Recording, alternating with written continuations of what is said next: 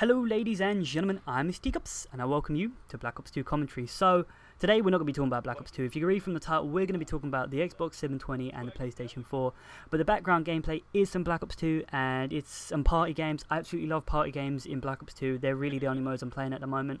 I'm so glad they brought them back and the gameplay background is pretty decent. I think I end up getting a Relentless medal in one of the game modes, so look out for that. And I must warn you, this commentary is probably going to end up being a little bit of a rant. But let's get on with the show, eh? So the past few days there's been some Xbox 720 rumours, and some of those rumours were that the Xbox 720 is going to be always online, it's going to try and kill out the whole trading market, and it's going to try and kill the whole rental market. And these rumours, I think, surfaced last year about the PlayStation 4 doing this as well. So the fact that both of these companies are interested in doing this, if one of the companies actually goes ahead and does it, the other will follow suit. So these rumours are probably going to be real. These are probably facts at the moment. The next generation consoles are going to be always online. So let's go in a little bit more detail about this. So the always online service is currently present on PC games at the moment, and really the always online service has ruined PC gaming for me. I absolutely hate it.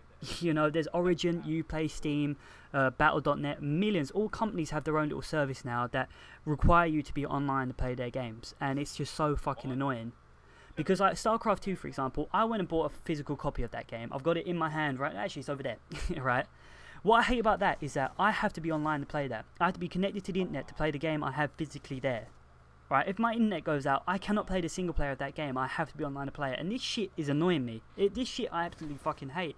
I hate having to be always online to play video games nowadays. They say it stops piracy, but for me, it doesn't. It makes me want to pirate the game more so I can play it fucking offline. And the fact is, well, if consoles do this, holy god, there's going to be no offline gaming anymore. And the thing is as well, let's go into a little bit more detail about them actually killing the rental and trading market, is that when you buy a game now, you can buy a physical game. It's going to be, I think the Xbox 720 games are going to be on, I think it's 50GB Blu-ray discs. You're going to get the game and you're going to get an activation code. When you go home, put your game in, you're going to have to activate the activation code, and the second you activate that, it's going to be tied to that gamer tag. The same with the PlayStation 4, it's going to be tied to that PSN ID. So what this means is the second you type that in, the game's worthless. No one else can play it. And wow, that just kills so many markets. It kills the rental, it kills the trading market, and it kills lending your mates games. You can't do that no more. No one's going to be able to try any of your games. And for me, this is going to be the death of gaming. I am not going to be buying any of these consoles if they do this. This is just, I don't know how they're going to be able to get away with it, because I absolutely love the rental and trading market. For me, I love to rent games because games are expensive, and I'm an advocate of try before you buy.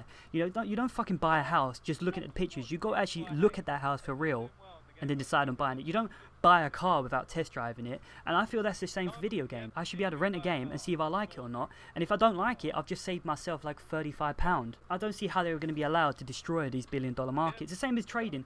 The same as a trading market. I like, when you play the game enough, you complete the game 100%, trade that game in. You may get near enough fuck all for it, at least it's something, or you can just sell it on eBay and get some of your money back. But I like going to Blockbuster and that, finding a cheap single-player game, for cheap, I found a Chronicles of Riddick the other day for like £6. That's an absolute fucking bargain. With a new Xbox, you're not going to be able to find any of those bargains like that. And just for me, this is going to be the death of gaming. I am not going to be buying one of these consoles, and it actually gets me onto another rant. Activation codes. Activation codes have been around for a while now. I think EA was the first to bring these codes in with their like FIFA titles and their sports title games.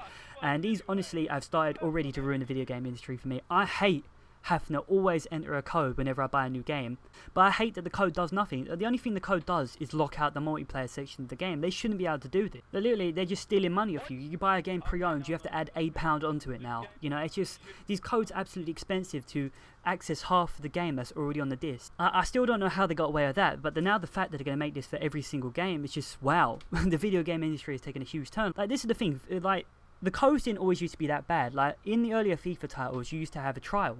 You could have a 7-day trial without the code, so you could play all the features online, with a trial. And I like this because I was able to rent a load of games from Blockbuster. Even though they required a code, I had a 7-day trial, and I usually rented the game for 7 days. And countless games I rented could play a trial. And I actually loved the game. I went and bought the full title. Like Battlefield Bad Company 2, for example. That is honestly the best game ever with an activation code, because if you rented that game, you could play all the features offline forever. If you bought the game pre-owned, you could play all of it, but it encouraged you to buy the game new, because if you bought the game new, you got a code, and what the code acted like a season pass. Like, if you had the code, you got free maps, you got free game modes, and you got free guns. It was amazing. Literally, I rented the game, and you got to play the multiplayer. I was like, oh, this is pretty decent. But the fact that the code gave you a lot more, I actually went out and bought the full version of the game. I was bare happy about that. And I thought that was, you know, activation codes done right. I always thought these companies should give you a reason to buy it new. If they had, like, if companies nowadays did stuff like that, like Battlefield Bad Company 2 did, I'd be buying loads of games. But the fact is nowadays they don't. It's either you buy the game brand new so you can access the multiplayer, or fuck you, pay £8 for a code to access half the game we locked out for more money. Every company nowadays does it. EA, Ubisoft, loads of other companies. I'm actually surprised Infinity Ward and Activision haven't done these codes. I got a little bit of respect for them not doing that. But honestly, like the year before, in 2011, Battlefield 3 came out.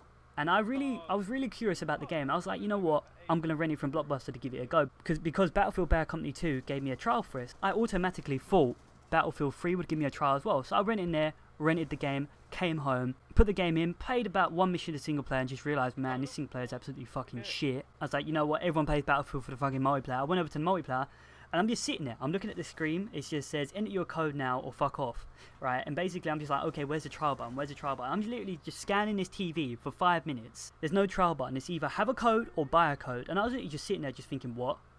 You know, I was just like, I just felt ass raped. I just paid £7 to play a crappy little single player that I don't even like, and I can't even access half of the game. Literally, I just felt like I'd been bummed by some big black guy. The fact is, I took the game back the next day and I was just like, fuck that. And I started going through loads of the other titles. I saw the new Assassin's Creed and I was like, ooh, shit. You know, that looks kind of good. I heard a lot of good things about the multiplayer. I'd never tried it before. I'd played Assassin's Creed 1. I liked it, but all the games have been repetitive since then. But because this one had multiplayer, I thought, well, you know, it's going to be kind of good. But I asked the lady at the desk, like, does this game require a code? She's like, yeah, it requires a code. And I was like, well, fuck that then. I can't try the multiplayer. Fuck buying that game. Then I went through loads and loads of other games, like, no, that requires a code. I was like, okay, fuck that, I ain't buying that game. Until I came to Saints Row, and the lady at the desk actually lied to me. She said, oh yeah, it doesn't require a code. I was like, for some reason I trusted her. I kind of wish I didn't, but I did. And I rented the game, took it home. I played through the whole single player of Saints Row 3, and I thought it was absolutely amazing. Really, at that point, I was about to go out and buy the whole game, but I thought, you know what, I'm going to give the multiplayer a go, because the previous two Saints Row titles had really bitchy multiplayer. So I go to multiplayer, yet again, requires a code. Either you have a code or you're not. And literally, I just sat there and just thought, fuck you. You know, I was going to buy this game brand new if you'd let me try the multiplayer. But no, they didn't let me try the multiplayer. I was like, fuck that, I ain't buying this game brand new. And really, this whole industry is going like this as well. Like, I borrowed FIFA Street off my mate a little while ago. And I really liked that, the new FIFA Street. I thought it was really good. But I thought the single player was a little bit boring. I thought, you know what, I think the multiplayer might be kind of sick. But then, you know, I kind of didn't think for a second. The second I get to the multiplayer menu, oh yeah, enter a code now or buy one. And I was just like, well, fuck that. You know, I was actually considering buying this game. You won't let me access half the game. I ain't going to buy this game.